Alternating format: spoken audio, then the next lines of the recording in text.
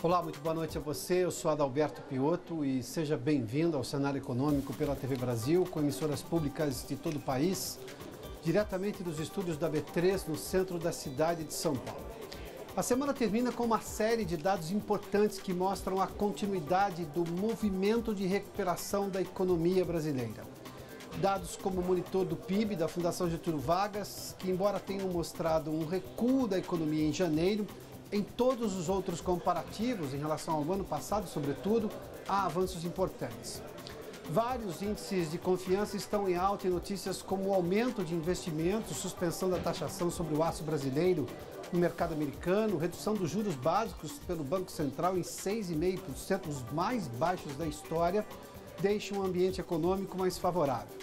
Adicione-se a tudo isso a prévia da inflação em baixa do IPCA 15, e o aumento na oferta de vagas de trabalho com carteira assinada, divulgados hoje pelo IBGE e pelo CAGED.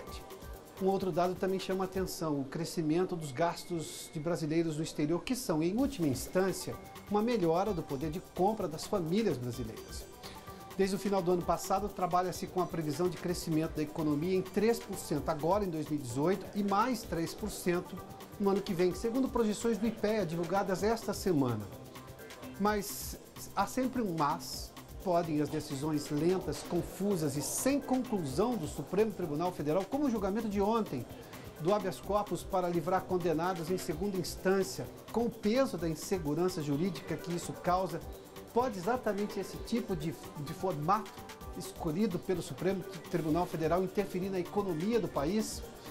Esse é o assunto principal da entrevista de hoje com o professor de economia João Ricardo Costa Filho. O cenário econômico está no ar.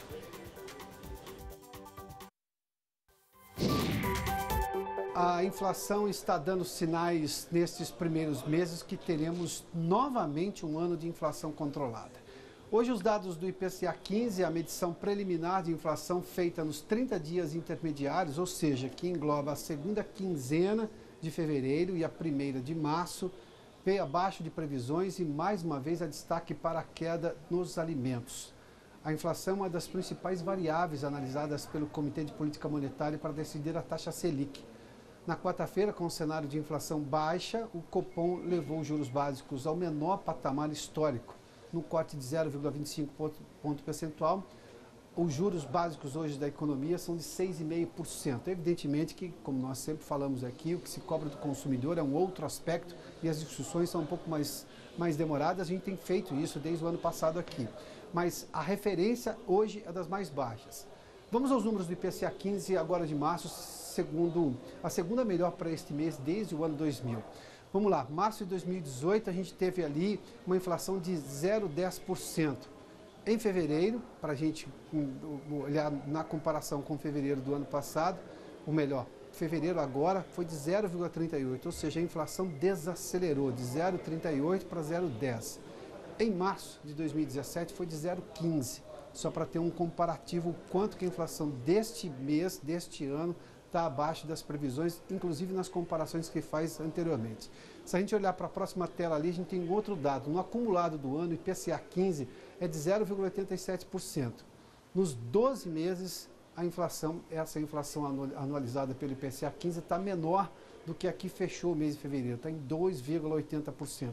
Esse dado é extremamente importante para a continuidade, porque o Comitê de Política Monetária até fez menção disso, há uma nova possibilidade de um novo corte de juros na próxima reunião do Copom. E daqui a pouco nós temos também dados de emprego com carteira assinada, saldo positivo do CAGED. E hoje foi o último dia do 8º Fórum Mundial da Água, mas as discussões sobre o assunto continuam. Afinal, as questões envolvendo a água, tanto para o consumo humano quanto para a utilização das atividades econômicas, são extremamente atuais. A Mariana Jungermann está em Brasília e fala sobre o futuro dessas discussões. Oi, Mariana, boa noite.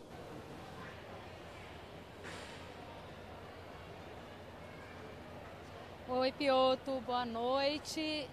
Exatamente, olha, inclusive o documento final do fórum ainda não foi apresentado, será apresentado ainda nas próximas semanas, e também os debates, os diversos grupos temáticos que participaram aqui do fórum vão continuar as discussões ao longo dos próximos 3 anos, até o próximo fórum que vai acontecer no Senegal. Esses grupos permanentemente vão continuar ali em debate, em eventos separados, né? O fórum é um momento de reunir todos esses cientistas, ativistas, professores, instituições ligadas a esse tema para que elas possam, na verdade, definir ali os próximos passos dessas discussões que acontecem ao longo de todo esse período. Mas hoje foi feito um balanço aqui, então, pelos coordenadores desses grupos temáticos e eles apresentaram algumas conclusões desse fórum. A principal delas, Piotr, é a de que as ações dos diversos países ainda estão muito tímidas com relação à questão da água.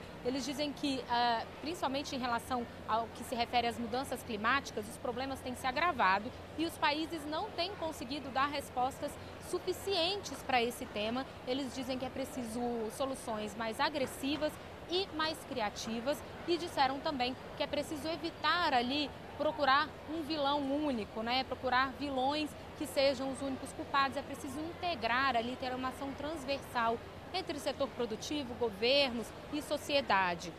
Inclusive, a coordenadora do Grupo Focal de Sustentabilidade, Marina Grossi, deu um exemplo com relação à agricultura. Ela disse, não adianta ficar ali culpando a agricultura por consumir muita água, porque se faltar água para a agricultura, todos nós vamos pagar mais caro pelos alimentos. Então é preciso buscar essas saídas aí conjuntas e criativas. Essa foi uma das principais conclusões desse fórum, viu, Piotr?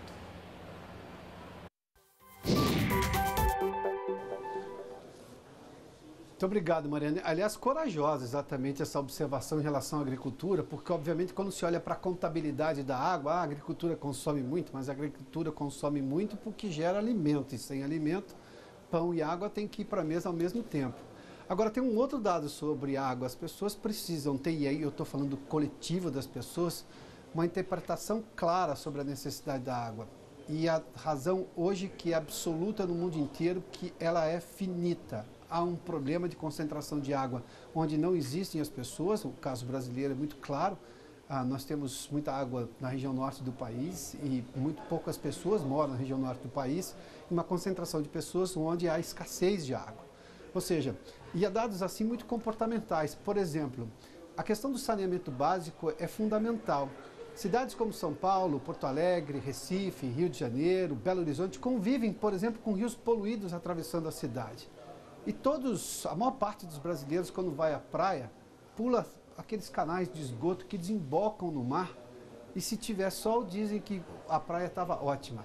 Como é que uma praia pode estar ótima se você pulou uma rede de esgoto que desemboca na praia que você estava tomando banho? Ou seja, essa consciência ainda não chegou, não do tamanho que precisa chegar justamente para essas discussões da água avançarem e avançarem mais com um olhar muito claro com relação ao futuro. Bom, vamos só continuar com os dados da inflação que nós divulgamos há pouco. O que puxou, manteve a inflação baixa? Sim, nós temos ali, olha, alimentos e bebidas foram os destaques. O grupo alimentos e bebidas, né? Uma queda ali pequena de 0,07%. Se a gente comparar, por exemplo, aquele valor abaixo ali de 1,47%, é o valor anualizado, ou seja, para você ter uma ideia, quanto que alimentos têm mantido esse patamar mais baixo. Alimentação em casa, dentro do grupo alimentos e bebidas, puxou para baixo, 0,29%. E aí, claro, nós estamos falando do supermercado. Carnes, uma queda de 0,66% agora no IPCA 15, que terminou na primeira quinzena de março, e o tomate, que caiu 5%. Um outro dado ali mostra claramente também em relação ao IPCA 15. A comunicação caiu, nós estamos falando do grupo de comunicação, caiu 0,19%, com destaque para o telefone fixo. As chamadas de telefone fixo caíram 0,94%, até porque boa parte das pessoas está usando muito mais a telefonia celular. Há uma baixa, agora vale a pena você usar o telefone fixo por esse aspecto, né? Outro dado positivo para a economia chegou no início da tarde de hoje com o saldo do Cadastro Geral de Empregados e Desempregados, que mostrou um avanço na contratação com carteira assinada. O setor de serviços e a indústria lideraram as contratações com carteira assinada no último mês de fevereiro. Vamos lá, nós temos os dados ali.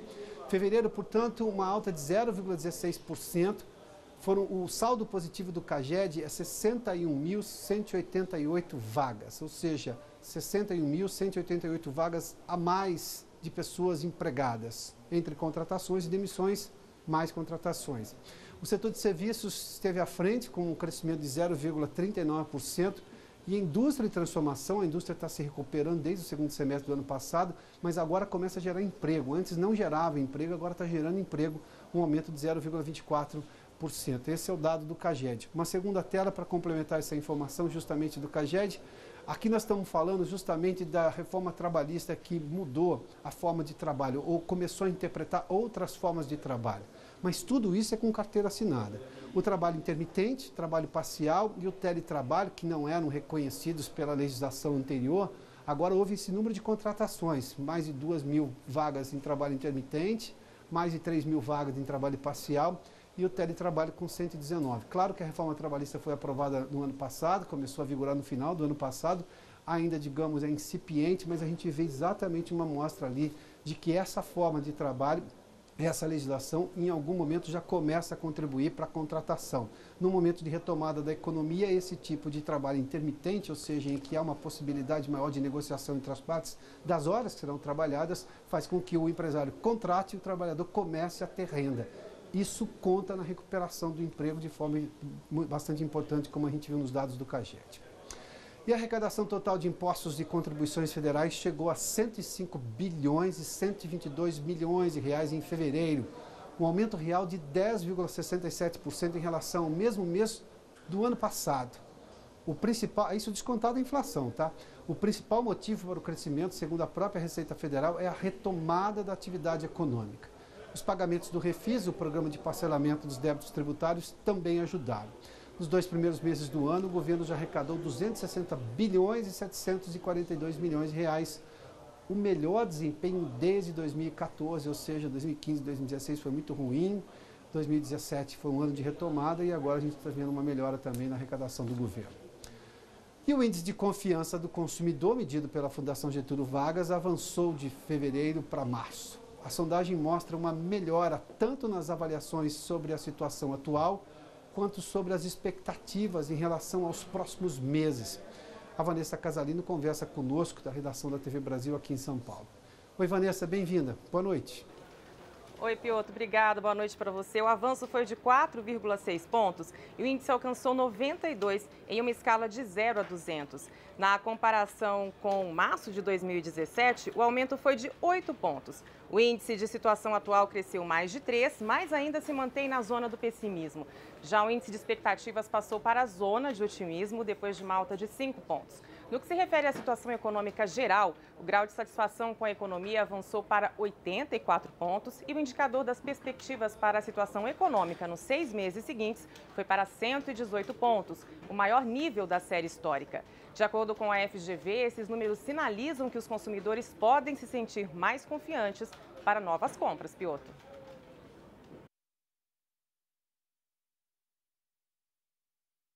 Os brasileiros estão gastando mais em viagens internacionais do que faziam há um ano, fruto da melhora da situação econômica e do poder de compra das famílias. O Banco Central divulgou hoje o relatório do balanço de pagamentos que mede a contabilidade das transações financeiras, incluindo aí exportações, importações e todo tipo de transferência financeira. O dado de fevereiro registrou um superávit, sobretudo pelas exportações e investimentos estrangeiros no país, de 283 milhões de dólares. Esse é o valor do superávit na contabilidade. Aliás, sobre investimentos estrangeiros diretos, no Brasil foram 4 bilhões e 700 milhões de dólares neste mês, o que aumenta a conta para quase 65 bilhões de dólares de investimento estrangeiro direto no Brasil nos últimos 12 meses. Entre os vários capítulos do balanço de pagamentos, o Banco Central também mede a conta de viagens internacionais, que revela a retomada dos gastos dos brasileiros no exterior. Nós temos uma tela justamente para fazer esse comparativo. Os brasileiros gastaram 1 bilhão e 400 milhões de dólares neste mês de fevereiro, um avanço de 3,15% em relação ao mesmo mês de fevereiro do ano passado. Já os estrangeiros aumentaram também aqui a vinda ao Brasil e deixaram mais dinheiro, 14% a mais. O valor foi de 611 milhões de dólares. O saldo é negativo em 794 milhões, ou seja, há um déficit ali, porque os brasileiros gastam mais do que os estrangeiros gastam no Brasil. O Brasil tem um problema para convencer os estrangeiros a vir fazer turismo aqui no país, embora o país tenha um potencial turístico gigantesco. E o estoque de recursos do Tesouro Direto Aliás, uma das aplicações financeiras mais populares hoje fechou fevereiro em 47 bilhões e 310 milhões de reais. Um crescimento, acompanha aí, de 10,9% em relação a fevereiro do ano passado. O investimento continua se popularizando. O total de investidores bateu um recorde. Se aproxima agora dos 2 milhões de pessoas. E aí um dado importante, desse total, 558 mil são mulheres, o que também é um recorde. Os investidores preferiram em fevereiro os títulos indexados à taxa Selic, que por acaso está em baixa, equivalentes a 46, quase metade do total, seguidos atrelados à inflação, que também está em baixa, com 36% dos investimentos, e os prefixados, ou seja, negocia-se uma taxa, a taxa é apontada e aplica seu dinheiro por um determinado período. 17% das pessoas preferiram essa alternativa. Daqui a pouco os números do mercado financeiro, dia de sobe e desce do Ibovespa, nós voltamos em instantes.